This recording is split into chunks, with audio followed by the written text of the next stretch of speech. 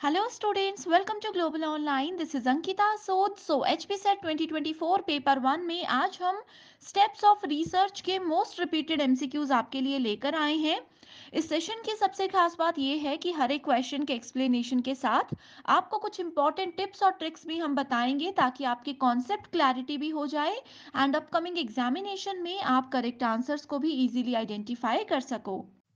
Paper 1 के final preparation के लिए कंप्लीट कोर्स हमने लॉन्च किया है, जहां पर स्टूडेंट्स डेली लाइव लेक्चर्स के साथ हम आपका पूरा सिलेबस एग्जामिनेशन से पहले कवर करवाने की श्योरिटी देते हैं।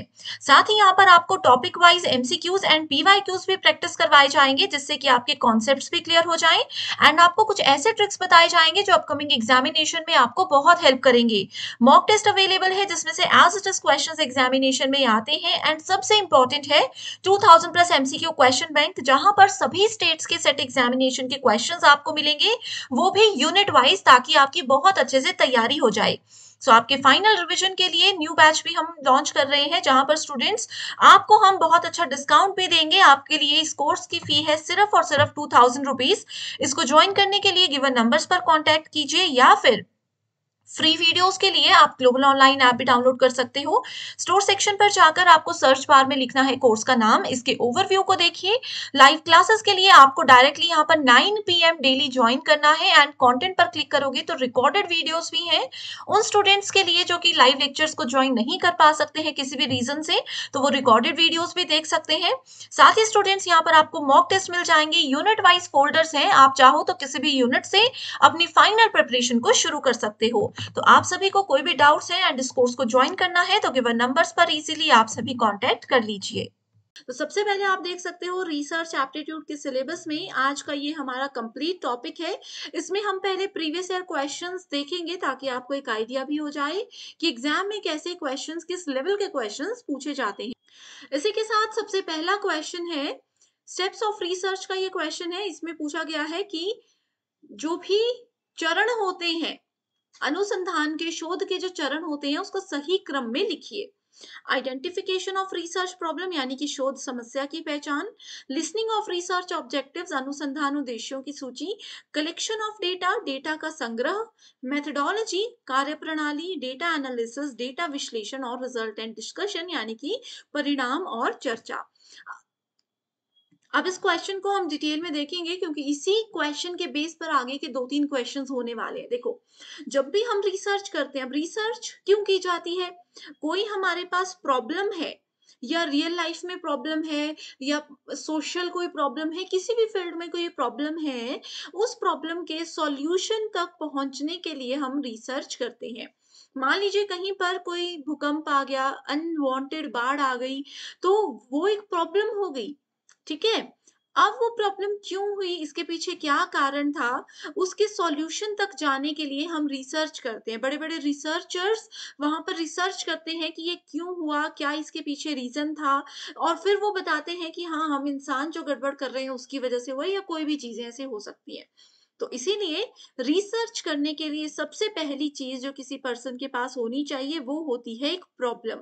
अगर आपके पास प्रॉब्लम ही नहीं होगी तो आप ढूंढोगे क्या? तब तो रिसर्च होगी ही नहीं। तो सबसे पहले आपको रिसर्च के प्रॉब्लम के बारे में पता होना चाहिए।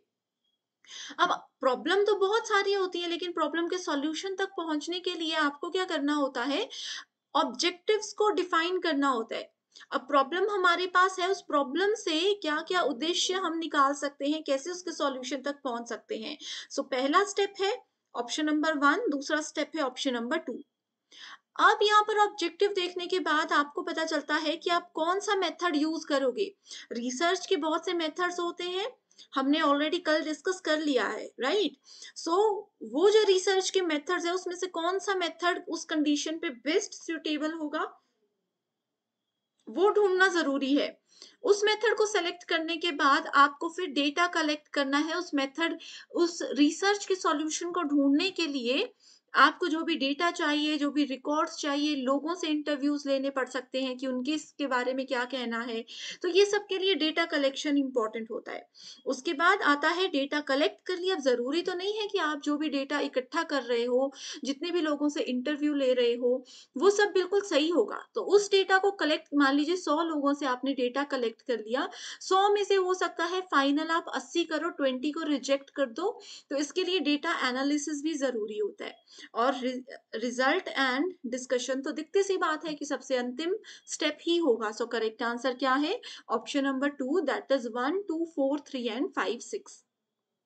ओके, बहुत इजी क्वेश्चन था। इतना डिटेल में मैंने इसलिए बताया क्योंकि इसी पे बेस आगे क्वेश्चन आएगा।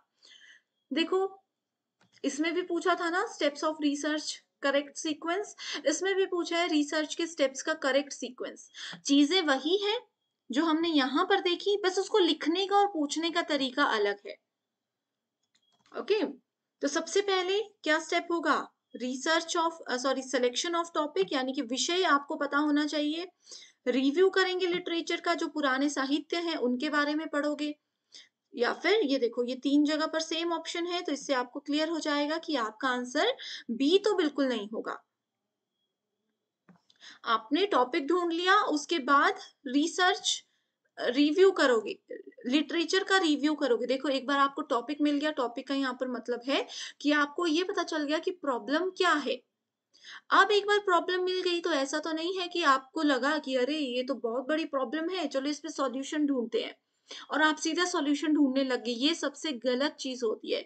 आपके सामने अगर कोई प्रॉब्लम आ रही है, सोशल प्रॉब्लम या कोई भी बड़ी प्रॉब्लम, और एज एन रिसर्चर आप सोच रहे हो उसके बारे में रिसर्च करने का, तो सबसे पहले आपको रिव्यू करना है लिटरेचर का। आपको उस प्रॉब्लम से रिलेटेड पहले जो भी रिसर्च हुई है उनको अच्छे से पढ़ना है, उनके बारे में अच्छे से स्टडी करना है। कहीं ऐसा ना हो कि जिस प्रॉब्लम का सॉल्यूशन आप ढूँढना चाह रहे हो, उसका ऑलरेडी एक बेस्ट सॉल्यूशन किसी ने दे दिया हो, तब तो आपकी रिसर्च वेस्ट हो जाएगी।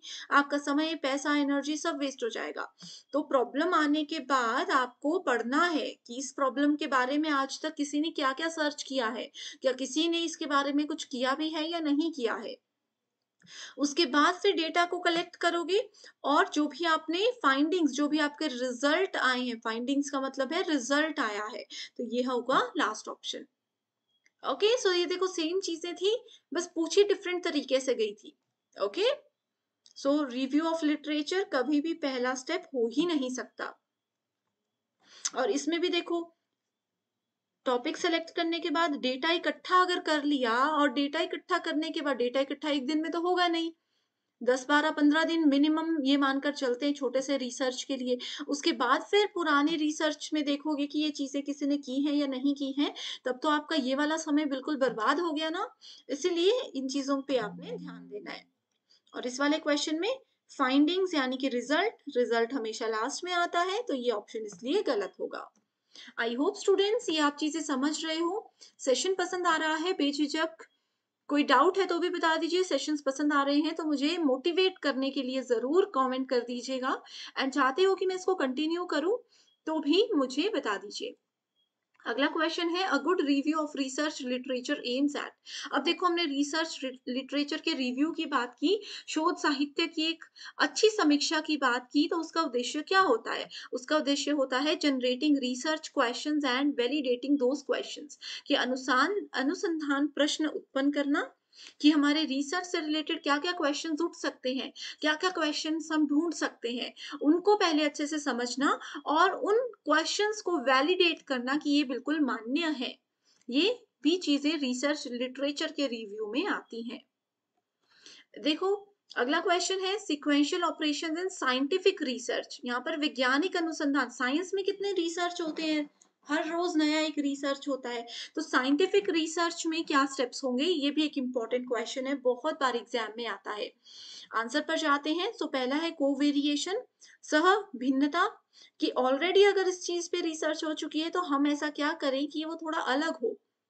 एलिमिनेशन ऑफ सुपेरियस रिलेशंस, नकली का उन्मूलन संबंध, जर्नलाइजेशन सामान्यीकरण, और थियोराइजेशन सिद्धांतीकरण। तो ये होते हैं इसके स्टेप्स, याद रख लीजिए एज इट इज।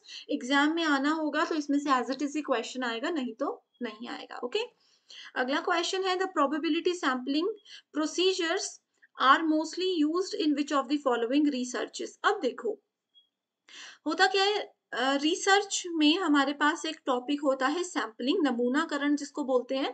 सैम्पलिंग दो टाइप की होती है, एक होता है प्रोबेबिलिटी सैम्पलिंग, एक होता है नॉन प्रोबेबिलिटी सैम्पलिंग। अगले वीडियो में इस पे क्वेश्चंस मैं लेकर आऊंगी। सो यहाँ पे यहाँ पर प्रोबेबिलिटी सैम्पलिंग प्रोसीजर की बात की है, तो किस किस रिसर्च में इसको यूज किया जाता है? सो इसको यूज किया जाता है सर्वे रिसर्च के दौरान, एक्सपेरिमेंटल रिसर्च के दौरान और को रिलेशनल डिजाइन बेस्ड रिसर्च के दौरान। तो ये बहुत इंपॉर्टेंट टॉपिक है, इसको नोट कर लीजिए। प्रोबेबिलिटी सैम्पलिंग और नॉन प्रोबेबिलिटी सैम्पलिंग अगली वीडियो में हम डिस्कस करेंगे।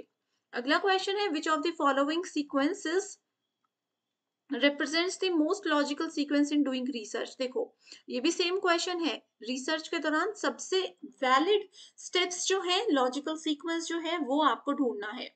पहला हमने बताया आइडेंटिफाई करना है और रिसर्च के प्रॉब्लम को डिफाइन करना है।